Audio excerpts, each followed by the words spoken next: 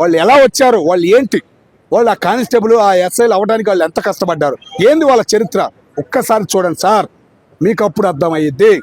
ఇదా మన రాజ్యాంగం, ఇదా రాసింది వాళ్ళు మేధావులు అని మీరే బాధపడే పరిస్థితి మీకు తెలిసిద్ది. మార్పు అనేది అక్కడే రావాలి సార్. ఈ రిజర్వేషన్ వల్ల నలిగిపోయి ఎంతో మంది మేధావులు బయట దేశాలకు వెళ్ళి నలిగిపోతున్నారు సార్ అనేది ఇప్పటికైనా ఒక ఆలోచన రావాలి.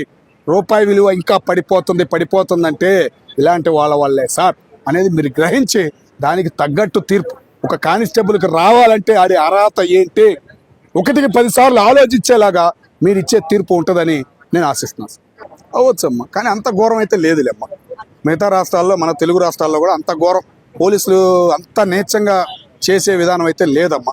ఏంటంటే నాయకుల మీద, బడా పౌరుల మీద చేస్తారు కంట్రోల్. థర్డ్ డిగ్రీ కానీ ఏదైనా వాళ్ళు చేసే దమ్ముంది కాబట్టి చేస్తారు తప్ప మిగతా ఇట చిన్న కుటుంబాల మీద థర్డ్ డిగ్రీ ఉపయోగించిన చరిత్ర తెలుగు రాష్ట్రాల్లో అయితే లేదమ్మా.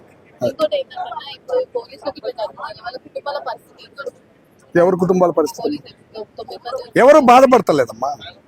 వాళ్ళు చేసిన తప్పు గ్రహించారు కాబట్టి తమిళనాడు జనం అలా కుటుంబాలే బాధపడతా. మీడియా వాళ్ళు అడుగుతుంటారు, ఎవరు ఒక్కళ్ళు బాధపడినట్టు కనపడలేదంటే మీరు ఆలోచించాలి. వాళ్ళు ఉన్న ఆస్తులు మొత్తం ఎక్కడ ఉన్నాయి ఏంటనేది మొత్తం చెబుతామని కూడా కళాఖండగా చెబుతున్నారంటే ఆ జడ్జి గారు మాట్లాడిన తీర్పు, ఆ విధానం అనేది, ఆ జరిగిన విధానం అనేది జనాన్ని కదిలిచ్చేసింది. అదే చరిత్ర మార్పు అనేది మొదలవ్వాలంటే అట్లాంటి జడ్జీల చేతిలోనే ఉంది.